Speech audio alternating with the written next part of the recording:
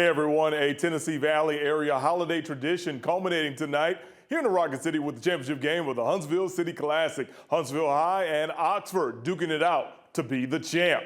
Now the Crimson Panthers and Christian Swears, they were trying to win their host tournament for the third time in program history. Huntsville led by 8 at the half, but the Yellow Jackets, they answer the bell. Christian Lotson gets the layup to fall. Oxford goes up by 1. However, they trail by 2 going into the final frame. Fourth quarter is where the Crimson Panthers shine their brightest. Check out the effort by Evan Toms. He misses the shot initially, but then grabs the offensive rebound and scores on the putback. Huntsville in front by 4. Oxford, though, they refuse to go out quietly. Belmont commit Jalen Alexander showing off the fancy footwork. The incredible shot and agility is up and good to get his guys within 4. But Huntsville starts to lay on the wood. Evan Toms throwing down the two-handed jam. Then he gets back on defense and he'll make another play, swatting this one away. And then Huntsville immediately goes on a break. Graham Gossett scores on the other end. And Huntsville High pulls away and wins the Huntsville City Classic with a 57-46 victory. After winning the tournament just once in the first 40 years of existence, the Christian Panthers have now won the Classic for the second time in 3 seasons. When you start doing things that never been done before, there's a belief that's created, and these guys have been a part of that over the last few years, even though they were younger. And so there's just a belief in our locker room that we're going to win every game.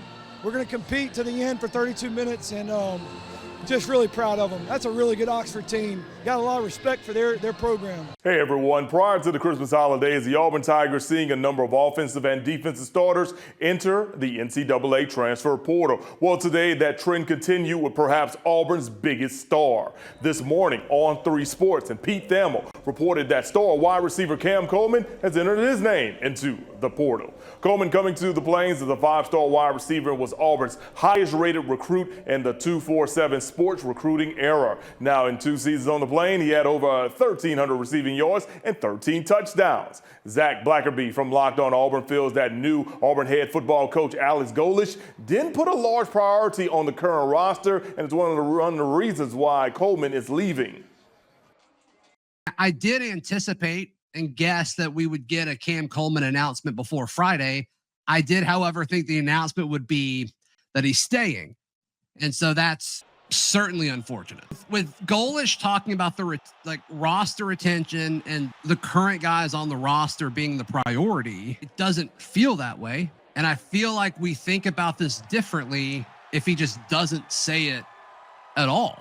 Sticking with college football, that's what level coach Marcus Freeman will continue his coaching career on. The head coach of the Notre Dame Fighting Irish are receiving a contract extension from the school today despite receiving a lot of love and attention from multiple NFL teams. Right now, Freeman is 43-12 in 4 seasons at Notre Dame, and he led the Irish to a spot in the CFP national title game last year. I told my wife and I told my son and my daughter, I said, if we ever go to the Rose Bowl and I've already passed away, I want you to take my ashes, buy a seat, buy a program, put the program on the seat, put my ashes on the seat, and I'll be there at the Rose Bowl. To see IU play in the Rose Bowl is really a dream come true, and I'm still pinching myself. I'm very excited. I'm going to take my son and my daughter and my 2 oldest grandsons that are 8 and 7. This was a commemorative ball that was given. It's from the Rose Bowl 1968 between Indiana and USC. When we went to the Rose Bowl in 1968, I had just turned 15. And my parents did not see the wisdom in sending a 15-year-old out to California by himself. To be involved with being a fan of Indiana football for as many years as I have, it's not always been easy. There have been 55 years where we did not have a winning record. For me, IU was more than just a good football team or a good basketball team or a bad football team or a bad basketball team. It was a part of my life. I can never remember being without IU football and basketball.